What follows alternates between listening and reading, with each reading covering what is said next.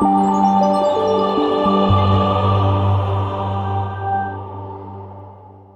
ပုံက channel ကိုဆင်မြဲစောင့်မျှော်အားပေးနာဆင်နေကြတဲ့ကြားတဲ့ပရိသတ်များအားလုံးပဲမင်္ဂလာပေါင်းနဲ့ပြည့်စုံနိုင်ကြပါစေခင်ဗျဟုတ်ကဲ့ပရိသတ်တွေအတွက်ဒီတစ်ခေါက်မှာတင်ဆက်ပေးသွားမယ့်ဇာတ်လမ်းလေးကတော့စာရေးသူမောင်မိုင်ပလဲရေးသားထားတဲ့ဝမ်တွင်ကဝေဆိုင်းမောက်ပါဝင်တဲ့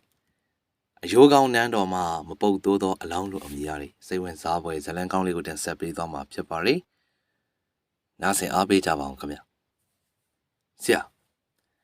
မင်းညကျုပ်တို့တွေ့ခဲ့ရတဲ့ဖိုးခွားဆိုတဲ့လူသူသုံးတာကဘလို့ပညာမျိုးလဲဗျအဲ့လူသုံးတာကသွေးအင်းပညာကိုဖို့တရအဲ့ဒီပညာရဲ့ကြီးပြောက်ွယ်သွားတာအတော်မှကြားခဲ့ပြီအဲ့လူဘယ်ရဘလို့သင်ယူခဲ့လဲဆိုတော့ကျုပ်လည်းမသိအိမ်မွေးရွာတုတ်တန်စီကနေခီးဆက်ခဲကြတဲ့လမ်းမှာကိုဖို့တကသူသိကျင်တာတွေကျုပ်ကိုမေးပါလေရောဒါဆိုဆရာကသူ့ကိုပညာချင်းမရှင်းနိုင်ဘူးလားကိုဖိုးခွားနဲ့ကျုပ်ကပညာအဆင့်အတူတူလောက်ပဲလို့ပြောလို့ရတယ်ကိုမိုးချိုရဲ့သူသုံးတာကသူ့အင်းပညာဆိုတော့မူလအင်းပညာကိုတစ်မျိုးဆန်းပြီးတော့သုံးတဲ့သဘောပေါ့လေမင်းညာသူဆွဲတဲ့အင်းကမိစ္ဆာလက်ပါစီအင်းလို့ခေါ်တယ်ဗျအဲ့ဒီသူ့အင်းပညာကိုသုံးတဲ့လူဟာသေနေမစစ်ပဲသေတတ်တယ်ဘာလို့ဆိုလို့ရှိရင်သွေးအင်းပညာကအင်မတန်မှအန္တရာယ်များလို့ပေါ့လမ်းလျှောက်လာရင်ကကိုမိုးကျိုးနဲ့ကိုဖိုးတေတို့မေးသည်များကိုတိုင်ခံဖြေလာရတော့မောတောင်လာပြီဘလို့ဖြစ်လို့အန္တရာယ်များတာလဲဆရာရဲ့ရှင်းစမ်းပါဦးဗျဘလို့အန္တရာယ်များတာလဲဆိုတော့သူဆွဲတဲ့အင်းချက်တွေကသူ့ရဲ့သွေးနဲ့မှမဟုတ်ရင်အသက်မဝင်ဘူးဗျနောက်ပြီးခဏခဏသုံးနေမယ်ဆိုရင်ခန္ဓာကိုယ်အတွက်လည်းမကောင်းဘူးလေနောက်ပိုင်းမှာအာအင်ချိနေလာပြီးမလုံနိုင်မကိုင်းနိုင်ဖြစ်အဲ့နောက်တော့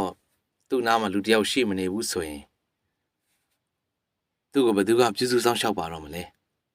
အဲ့ဒီခါမှာသူတက်ထားတဲ့ပညာကပဲသူ့ကိုပြန်ပြီးတော့ဒုက္ခရောက်စေတာပေါ့ဗျဟဲ့လူစိမ့်တို့သိချာနားထောင်ကြစမ်းနေမင်းကွယ်ရာမြေပြင်မှာမှောင်ရိပ်ခိုးကလိုက်ခဲ့ပါတစ်ပင်6ကလက်ညှိုးထိုးအဲ့ဒီလမ်းကမင်းသွားဖို့ခြေလမ်းတိုင်းမှာအတန်ကြားကျွတ်မြည်တာအယိုးမလားမျက်ရည်မပါမြစ်ကိုသာဖြတ်လို့လားဖြူဆွတ်ဆွတ်နဲ့နန်းတော်ဆောင်မေးရိုးမရှိတကားဆောင်အသားလဲမပါသွေးမရှိအပြုံးလှလှခေါင်းခွန်စီသွားကြပြီတော့အကုန်လုံးမင်းတို့ခေါင်းလဲအလှဆုံးအပြန်လန်းကိုရှာမနေနဲ့မင်းရဲ့အရေးအဲ့ဒီမှာထားခဲ့ဟာဟာဟာရုတ်တရက်တစ်ပင်ကွယ်စီကနေစပင်ဖျိုးဖျဲနဲ့လူတယောက်ထွက်လာပြီးတော့ကျုပ်တို့ကိုကြည့်ကအထက်ပါတေးကိုဟန်ပါပါမန်ပါပါနဲ့သိဆိုသွားတယ်ကျုပ်တို့၃ယောက်လဲတယောက်မျက်နှာတယောက်ကြည့်နေမိဒီမဲ့နောင်ကြီးစောနာဆိုလိုက်တဲ့တေးဟာဘလို့တေးလဲဗျမင်းကြည့်ရတာလဲမလို့နဲ့တဲအတကိုကွာတေးချနားထောင်တော့အဲ့ဒီတေးကအယိုးကောင်းနန်းတော်လမ်းညွန်တေးလို့ခေါ်တယ်တာမန်လူတွေကြားလိုက်ုံနဲ့အကြောက်တရားတွေကအယိုးတဲ့တီကိုစိတ်ဝင်ပြီးကြက်သီးဖြန်းဖြန်းထစေတာကွာမင်းတို့ကကြက်သီးဖြန်းဖြန်းလည်းမထဘူးဆိုတော့တာမန်လူတွေမဟုတ်ဘူးမလားဟာဟာဟာအယူကြီးပြောတဲ့စကားထဲမှာပါတဲ့အယိုးကောင်းနန်းတော်ဆိုတာကိုကျုပ်စိတ်ဝင်စားသွားမိတာအမှန်ပဲကိုဘိုးလေသူ့ကိုကျုပ်တို့နဲ့ခေါ်ခဲ့ဗျာစောနာသူပြောတဲ့အယိုးကောင်းနန်းတော်ဆိုတာကိုကျုပ်စိတ်ဝင်စားမိလို့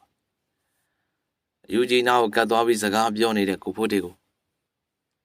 ယူကြီးကိုကျုပ်တို့နဲ့တပါးလေးခေါ်လာဖို့ပြောလိုက်တယ်ကိုဖိုးတေကယူကြီးနဲ့တူကျုပ်တို့အနားကိုရောက်လာတဲ့အချိန်အယူကြီးအတွက်စားစရာတွေထုတ်ကျွေးပြီးတော့ကျုပ်သိကျင်တာတွေမေးလိုက်တယ်စားဗျာကြိုက်တာစားပြီးရင်ကျုပ်သိကျင်တာလေးတွေမေးမယ်နော်မေးမ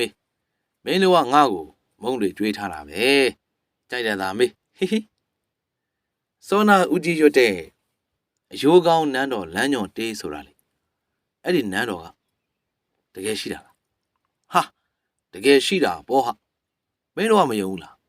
မင်းတို့မယုံရင်ငါနဲ့လိုက်ခဲ့အဲ့ဒီနန်းတော်ဝင်ပေါက်နေရာကိုငါသိတယ်အယူကြီးကဘလို့ပလောင်စားနေရင်ကရုတ်တရက်ထသွားတာမို့လို့ကျုပ်တို့သူ့နောက်ကနေအမိလိုက်သွားရ စောနာသူထွက်လာတဲ့တပင်ကြီးရဲ့နောက်မှာလူသွားလမ်းလေးတစ်ခုရှိနေအောင်တွေ့လိုက်တယ်။အဲ့ဒီလမ်းလေးအတိုင်းသွားလိုက်ကြပြီးမျက်စိရှင်းမှာတုတ်တန်တစ်ခုကိုတွေ့လိုက်ကြရတယ်။အုတ်ကူအပြိုပြက်များစွာဂျားထဲကိုတိုးဝင်ရင်းနဲ့တုတ်တန်ရဲ့အလဲနေရာကိုရောက်လာခဲ့။ကဲရောက်ပြီဗျာ။ဒီနေရာကအယိုးကောင်းနန်းတော်ရဲ့ဝင်ပေါက်နေရာပဲ။အယူကြီးပြောစကားရနှက်နေအောင်လိုက်ရှာကြည့်ပါမယ်။ဝင်ပေါက်နဲ့တူတာဆိုတော့တခုတော့မတွေ့ရအောင်။ဆရာဒီအယူကြီးရှောက်ပြောနေရနေမှာပါဗျာလာပါဗျာကျုပ်တို့သူ့ကိုထားခဲ့ပြီးတော့ခီးဆက်ရအောင်သူ့လောက်တာနဲ့ပဲအချိန်တွေနှောင့်နေကုန်နေစမ်းမအောင်ကိုဖို့တည်းသူလည်းဒီလမ်းညွန်တေးကိုအကြောင်းမရှိပဲပါဇက်ကနေတဖွားဖွားရွတ်နေပါမလားအဲ့ဒီနန်းတော်ကိုသူ့ကိုယ်လည်းရောက်ခဲ့ဘူးလားလေဖြစ်နေနိုင်တာပဲလေစိတ်မရှိတော့တဲ့ကိုဖို့တည်းကအယူကြီးကိုတယောက်တည်းထားခဲ့ပြီးတော့ခီးဆက်ဖို့ပဲတွတ်ပြောနေတော့အဘရေအဘဘယ်လိုလျှောက်သွားပြန်ပြီလဲအဘရေအဘရေကျတို့ဆရာတပည့်နှစ်ယောက်စကားများနေခိုက်မိန်းကလေးအတန်တန်ကိုကြားလိုက်ရတာမို့လို့အတန်ပြူလိုက်ကြဟေးညီမကြီးဒီဘက်မှာအုတ်ကူပြတ်တွေကြားလေးကနေထွက်လာနေလှပလွန်းနေမိန်းကလေးတယောက်ကျတို့ရှိရလာနေတယ်ဟိုဒီကအကိုတို့မေးကြလေးရှိလို့စပင်ဖျို့ဖျဲနဲ့ပုံစံနဲ့လေလူတယောက်ကိုများတွေ့မိသေးလားလို့ပါဒီကငါနှမပြောတာဟိုမှာထိုင်နေတဲ့လူလားကိုမိုးကျိုးနားမှာထိုင်နေတဲ့အယူကြီးကိုလည်းညှို့ထိုးပြလိုက်တော့အဲ့ဒီမိန်းကလေးကအမောတကောပြေးသွားတယ်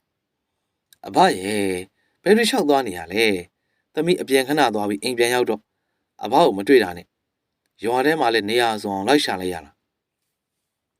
ဒီကနှမဒီဦးကြီးရဲ့သမီးလားဟုတ်ပါတယ်ကိုတို့ရဲ့ညီမကလေဟောဒီကအဘဦးရန်အောင်ရဲ့သမီးလက်ကြည်ပြားလို့ခေါ်ပါတယ်အကိုတို့လိုစိတ်ကောင်းရှိတဲ့သူတွေနဲ့တွေ့လို့သာပေါ့မဟုတ်ရင်လေအဘကိုဘာမှလိုက်ရှာရမလဲမသိဘူးလက်ကြည်ပြားက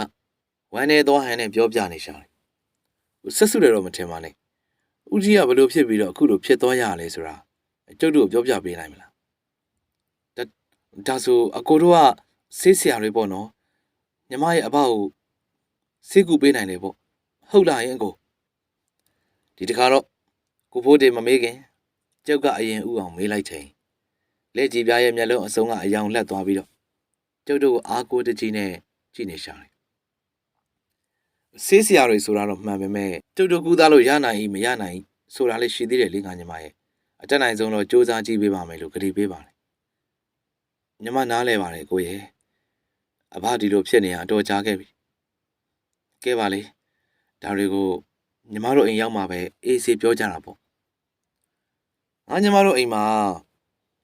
ဦးကြီးနဲ့ငါညီမ2ယောက်ထဲနေရမလားကျတို့ဆရာတွေပဲ3ယောက်လိုက်ခဲ့လို့အဆင်ပြေပါမလားရပါတယ်ကိုရဲ့အကိုတို့ကညီမတို့ရဲ့ကျေးဇူးရှင်ပဲလိုက်လာခဲ့ကြပါနော်ကဲကိုဖို့တင်နဲ့ကိုမိုးကျိုးတို့အဲ့ဒီကဦးကြီးကိုတေချာလေးပြန်ခေါ်ခဲ့ကြနော်ဟုတ်ပြီဆရာကြီးကျတို့တာဝန်သာထားလိုက်ဗျစောနာကျတို့ကျွေးတဲ့မုံတွေစားပြီးတချို့တဲ့အိပ်ပျော်နေတဲ့ဦးကြီးကိုကိုဖို့တေကထမ်းခေါ်ခဲ့လိုက်တယ်လက်ကြည်ပြခေါ်ဆောင်ရနောက်ကိုလိုက်လာခဲ့ကြရင်နဲ့အလွန်နေချင်းစပွဲကောင်းတဲ့ရွာလေးတစ်ရွာကိုမြင်လိုက်ရရွာပတ်လည်မှာလေကွင်းတွေအပြည့်နဲ့မို့လို့စိမ့်စိမ့်ဆူဆူရှိလာတယ်ရွာကိုလှမ်းမြင်နေရကလေးကရွာဆောင်ပုဂ္ဂိုလ်ကိုမနှောနဲ့အတိလှမ်းပေးထားရတယ်မဟုတ်ရင်ကျုပ်တို့ကိုရွာတဲ့အဝင်မခံပဲဖြစ်နေမှာစိုးလို့ပေါ့ငါတို့မှကြည်ဗျာညီအဖေကိုပြန်တွေ့ခဲ့ပြီလားတွေ့ခဲ့ပြီဦးကြီးရွှေဒီကအကိုတို့နဲ့တွေ့လို့တော်သေးတာပေါ့မဟုတ်ရင်ဘာမှသွားရှာမလဲမသိတော့ဒီကငါတို့ကျေးဇူးတင်ပါတယ်ကွယ်ကြည်ဗျာတို့သားဖားကအဖေတခုသမီးတခုဘဝမို့လို့ရွာတွေကလူတွေကချစ်ကြခင်ကြရွာထဲမှာရောက်တော့အေးစင်နေသွားကြအောင်နော်ဦးကြီးသွားပြီဟဲ့ရွာထဲကိုဝင်လိုက်တာနဲ့စုံရလေဦးကြီးတယောက်က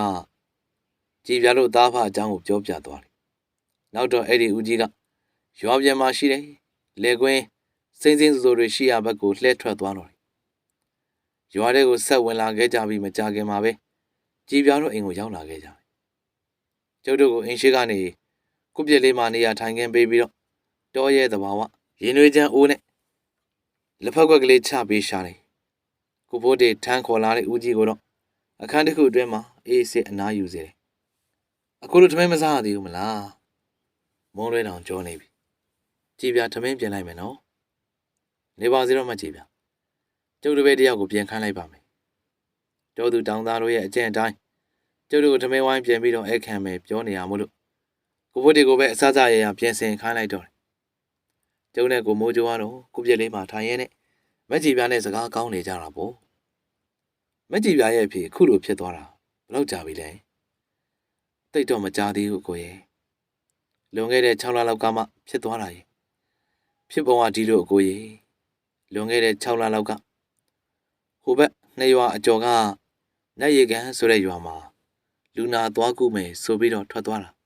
တပတ်လောက်ကြာလိုက်အဲ့ဒီနောက်အဖေနဲ့လုံးဝအဆက်အသွယ်မရခဲ့တလလောက်ကြာတဲ့အထိကိုအိမ်ကိုပြန်ရောက်မလာတော့ညီမလည်းစိတ်ပူပြီးတော့နေရာအနှံ့ကိုလိုက်ရှာမိတယ်အဲ့ဒီမှာညီမတို့ရွာရဲ့တုတ်တန်ထဲမှာအဖေကိုခုလိုအခြေအနေနဲ့ပြန်တွေ့ရတာပါပဲညှိုးငယ်နေတဲ့မျက်နှာကလေးနဲ့ကျုပ်တို့ကိုရှင်းပြနေကြဦးကြီးရန်အောင်အဲ့ရားနဲ့နိုးလာတာကိုမြင်လိုက်ရဒီအခြေအနေနဲ့သာဦးကြီးရန်အောင်ကိုမြင်လိုက်လို့ရှိရင်မကြည်ပြဝမ်းသာသွားမလားပဲသမီးဘယ်ကဧည့်သည်တွေရောက်နေရတော့ကွအော်အဘရဲ့အဘကိုကဲခဲ့တဲ့လူတွေကိုတော့မှအဘမမှတ်မိတော့ဘူးလားဦးကြီးရန်အောင်ပါဇက်ကထွက်လာတဲ့သမီးဆိုတဲ့ခေါ်တဲ့ဟာမကြည်ပြဖို့အထူးဆန်းဖြစ်လို့နေအဘသမီးလို့ခေါ်လိုက်တာလားဟင်အေးအထူးဆန်းလို့ငါသမီးမို့လို့သမီးလို့ခေါ်တာပေါ့ဟာဝမ်းသာလိုက်တာအဘရဲ့သမီးလေဒီတသက်အဘကိုအကောင်းပကတိပုံစံနဲ့မမြင်ရတော့ဘူးလို့ထင်နေတာသိလားအဘရဲ့နေကြပါဦးအဘနားလည်အောင်လဲရှင်းပြကြပါဦးဒီလိုဦးကြီးဖြစ်ပုံကဒီလိုအဲ့လိုနဲ့ပဲကျုပ်တို့ဦးကြီးရန်အောင်နဲ့တွေ့ဆုံခဲ့ပုံတွေနောက်ပြီးဦးကြီးရန်အောင်ရွတ်ဆိုနေကြအယိုးကောင်းနန်းတော်လမ်းညွန်တေးအကြောင်းတွေနဲ့ဦးကြီးရန်အောင်စားမဲ့မုံတွေထဲမှာနတ်ဆေးကမုံအမြင့်တွေပါထည့်ပေးလိုက်တာမို့လို့အခုလိုလူကောင်းပကတိပြန်ဖြစ်သွားရတဲ့အကြောင်းတွေကိုလုံးစေပဲစေရှင်းပြရတော့တယ်ကျုပ်လည်းအရာအလုံးရှင်းပြပြီးတဲ့နောက်အား၆လာတာမို့လို့ရင်သွေးချမ်းတစ်ခွက်ကိုတကြိုက်တည်းမောချပြေးလိုက်မိအေးဟုတ်တယ်မင်းပြောမှပဲအကုန်လုံးကိုပြန်မှတ်မိတယ်လို့ရှိလားငါမှားခဲ့တာတကယ်ကငါမှားခဲ့တာအဲ့ဒီနန်းတော်လေးကိုဝင်ခဲ့မိတဲ့ငါအမှားကြီးမှားခဲ့တာဦးကြီးရန်အောင်စကားပြောနေရတဲ့ဇောချွေးတွေကနဖူးတဝိုက်စိုးတက်လာတေးကြတာတခုကတော့အဲ့ဒီနန်းတော်ထဲမှာအင်မတန်အန်ရများတဲ့တခုရှိနေဒါဖြင့်ဦးကြီးဟာကျုပ်တို့အဲ့ဒီနန်းတော်ထဲမှာဦးကြီးကြုံခဲ့ရတာတွေကိုမှတ်မိတဲ့တော့ပြောပြပါလားဗျအေးငါတို့သိချင်ပြောပြပေးမှာပေါ့ဒါမဲ့အခုတော့မဟုတ်သေးဘူးအေးဆေးမှပြောပြမယ်ကွာဦးကြီးနားကျင်နေသေးလို့ဆရာကြီးထမင်းတွေအစင်းသင်းဖြစ်ပြီနော်ဦးကြီးရန်အောင်ကလည်းအနားယူနေကျင်သေးတာမို့လို့နားခိုင်းလိုက်ပြီးတော့ကျုပ်တို့ကတော့ကိုဘိုးတွေပြင်ပေးထားတဲ့နေလေစာကိုအားရပါရစားလိုက်ကြတယ်ထမင်းစားပြီးသွားတော့တညက်ခဲလေးနဲ့အချိုတဲရင်းနဲ့အင်းရှိကိုပြက်လေးမှာပဲထိုင်နေခဲ့ကြတယ်အယိုးကောင်းနန်းတော်ကြီးထဲမှာရှိနေတာကဘယ်လိုအရာမျိုးလဲဆိုတာစဉ်းစားရင်းနဲ့မိခနဲ့အိပ်ပျော်သွားပြီကောင်းလေထတော့ကွငါသမီးရွာတဲ့ခဏသွားတော့မင်းတို့သိကျင်တာတွေအမြန်ပြောပြပေးမယ်အိပ်ပျော်နေရင်ဦးကြီးရန်အောင်ကလှုပ်နှိုးလိုက်တာမို့လို့ကမန်းကနန်းထထိုင်လိုက်ပြီအယိုးကောင်းနန်းတော်စီကိုသွားခဲ့တော့ကဖြစ်ပျက်ခဲ့သမျှအရာအလုံးကိုဦးကြီးရန်အောင်ကပြန်လဲပြောပြခဲ့ပါတော့ငရက်အိုင်ရွာလေးမှာစေးဆရာကြီးဦးရန်အောင်ဆိုလို့ရှိရင်မသိသူမရှိအင်မတန်စေတနာကောင်းတယ်လို့ရွာသူရွာသားတွေကလည်းချစ်ခင်လေးစားကြတယ်ဦးရန်အောင်မှာအလွန်ချောမောလှပတဲ့လက်ကြည်ပြအမည်ရှိတဲ့သမီးလေးတစ်ယောက်လည်းရှိတယ်စေးဆရာကြီးဦးရန်အောင်ကရွာထဲမှာနေဆေးကူတာမဟုတ်ပဲနေလှည့်ပြီးတော့ဆေးလဲကူတတ်တယ်အသပြားဆရာမဟုတ်တဲ့စေတနာဆရာဆိုတော့နေလဲဆေးကူရင်နဲ့စေတနာရှင်တွေပေးလိုက်တယ်ရွှေငွေပစ္စည်းတွေပါတတ်တယ်ဆေးဆရာကြီးဦးရန်အောင်ရဲ့တကယ်အမှန်တရားကတော့ဆေးလဲကူတယ်လို့တိုက်လဲတူးတဲ့တိုက်ဆရာရန်အောင်ဆိုပြီးလဲတိုက်တူးတဲ့နယ်ပယ်မှာထင်ရှားသေးတာတရက်တော့ဆေးဆရာကြီးဦးရန်အောင်စီကို ဖီဒိုရာဦးထုတ်ကိုမျက်ခုံးနားထိကိုနှိမ်ဆောင်ထားပြီးတော့အနောက်တိုင်းကုတ်အင်ကြီးကိုကြားနာစွာဝတ်ဆင်ထားတဲ့လူတစ်ယောက်ကအလုလာအပ်တယ်ဆရာရန်အောင်တို့အိမ်ကဒီအိမ်လားဗျဟုတ်ပါတယ်နောင်ကြီးကျုပ်ကဆရာရန်အောင်ပါပဲဘာကိစ္စများရှိလို့ပါလဲကုတ်အင်ကြီးနဲ့လူကဆရာရန်အောင်ရဲ့ဘေးမှာဝင်ထိုင်လိုက်ပြီးတော့လာရင်ကိစ္စကိုဆက်ပြောတော့တယ်ကျုပ်ဒီကိုလာရတာကဆရာရန်အောင်ကိုအလုပ်တစ်ခုအပ်ချင်လို့ဗျဒီမှာပြောလို့အဆင်ပြေပါမလားရပါတယ်နောင်ကြီးအဆင်ပြေတယ်လို့ပြောလို့ရပါတယ်ဦးရန်အောင်ကမျက်နှာရိပ်မျက်နှာကဲပြလိုက်တော့သမီးဖြစ်သူလဲကြည်ပြကရင်နွေးချမ်းအုပ်ကိုချပေးပြီးတာနဲ့အိမ်ထဲကိုပြန်ဝင်သွားခဲ့လဲကြည်ပြအိမ်ထဲကိုရောက်သွားချိန်မှာအမြင်မသိလူစိမ်းကသူ့အပ်ချင်တဲ့လုပ်ကိစ္စအကြောင်းကိုဆက်ပြောတော့တယ်လိုင်းကိစ္စတော့ဒီလိုပါအယိုးကောင်းနန်းတော်ဆိုတာကိုဆရာရန်အောင်ကြားဘူးမလားတော့မသိကျုပ်သတင်းသက်တော့ကြားဘူးပါတယ်အဲ့ဒီနန်းတော်ထဲမှာမပုတ်မတိုးပဲထာဝရရှိနေတဲ့အလောင်းတစ်ခုရှိတယ်ဆိုလားကျုပ်ကြားဘူးတဲ့ဆရာရန်အောင်ဆိုတာလဲခေသူမဟုတ်ပေပဲကိုဗျသိပ်မှန်တယ်ဗျသိပ်ကိုမှန်တယ်ကျုပ်အဓိကလိုချင်တာကအဲ့ဒီရုပ်အလောင်းကိုဘလို့ဆေးနည်းပညာတွေနဲ့စီရင်ထားတာမို့လို့မပုတ်မတိုးပဲရှိနေရတာလဲဆိုတာကိုကျုပ်သိချင်တာဗျအဲ့ဒီကိစ္စကိုဆရာရန်အောင်ဆောင်ရွက်ပေးနိုင်မလားဆရာရန်အောင်အတွက်လည်းအကျိုးမရုပ်စေရပါဘူးဗျနေပါဦးကျုပ်ကတိုက်တွေကိုပဲအဓိကထားပြီးတော့တူးတာလေဗျအခုက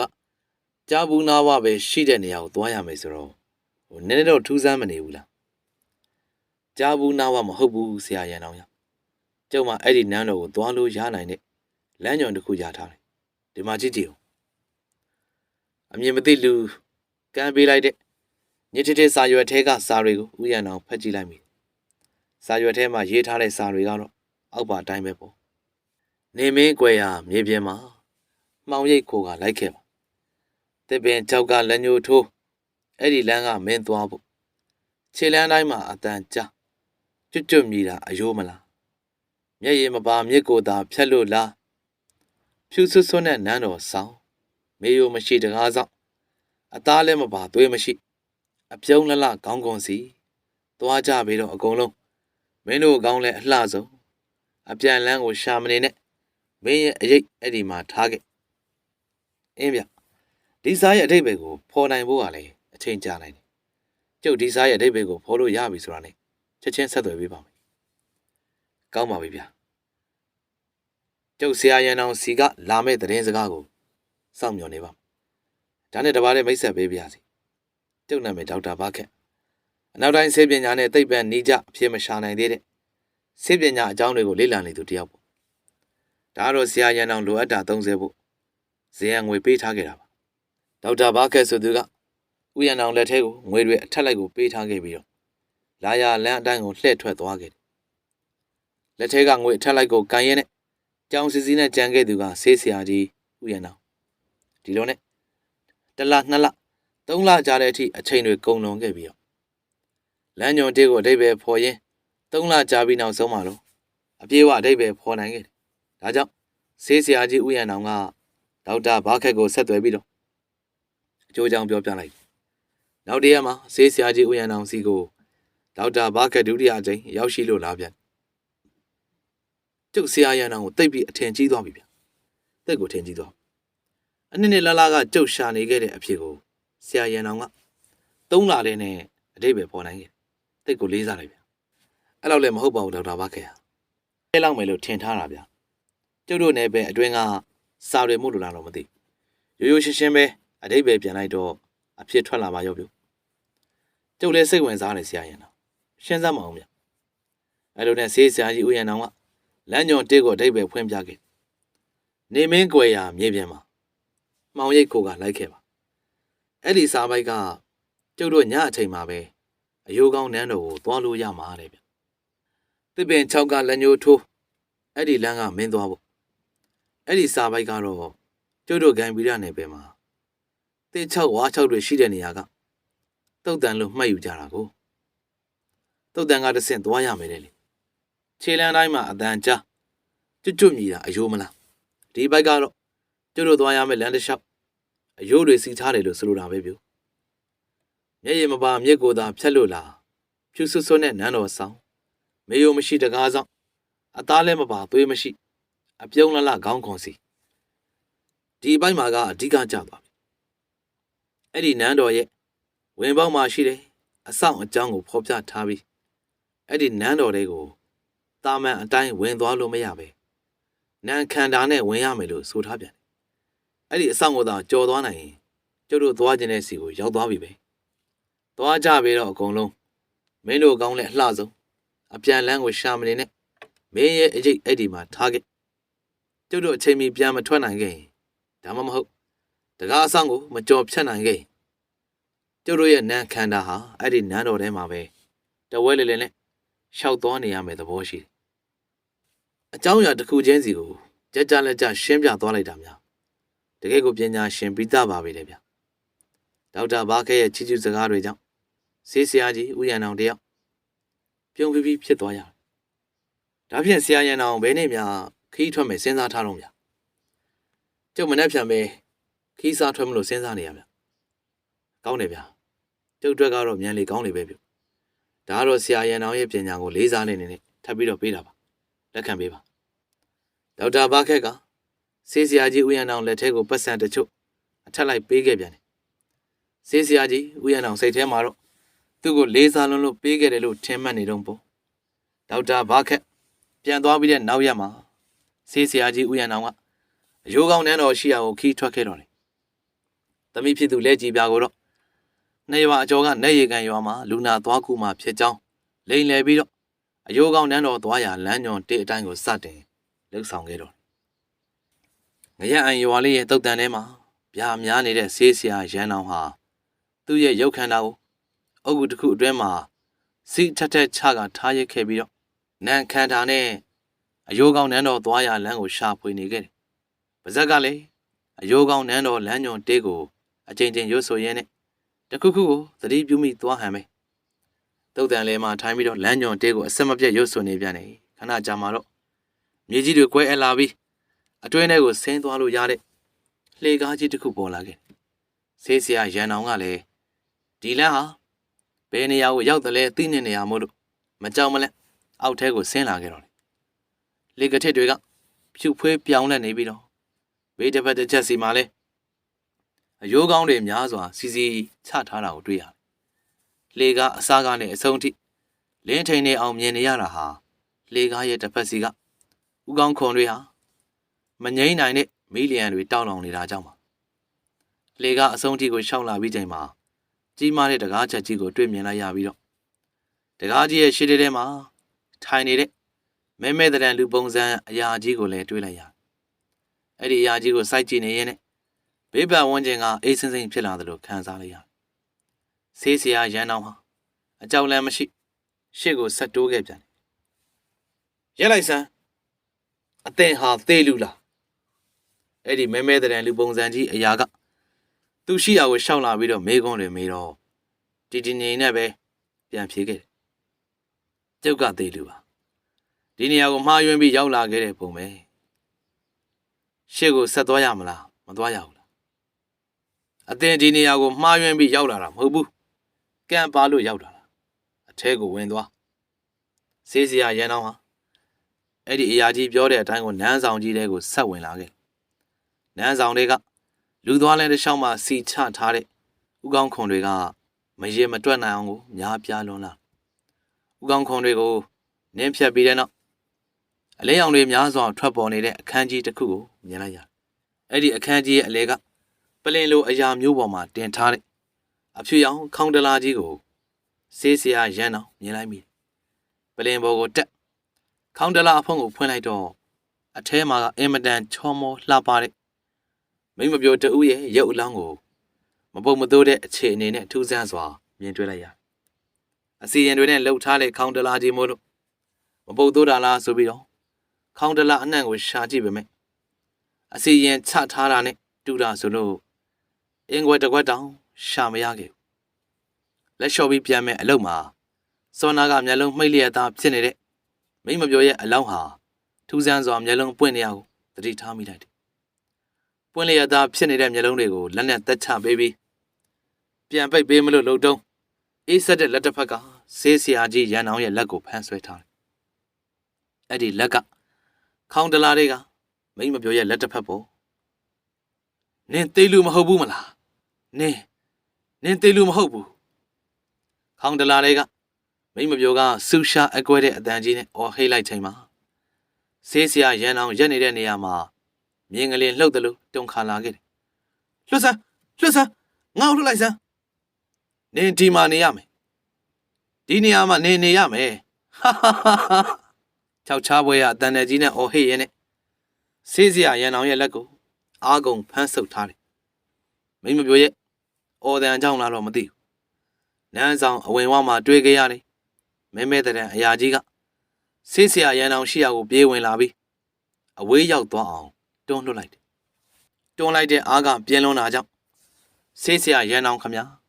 နန်းဆောင်ကြီးရဲ့တောင်းတနေရာမှာခွေလေးလဲကျသွားတော့တယ်နောက်တော့မဲတဲ့အရာကြီးကဆေးဆရာရန်အောင်အနားကိုကတ်လာပြီးတော့အေးဆက်တဲ့လက်တစ်ဖက်နဲ့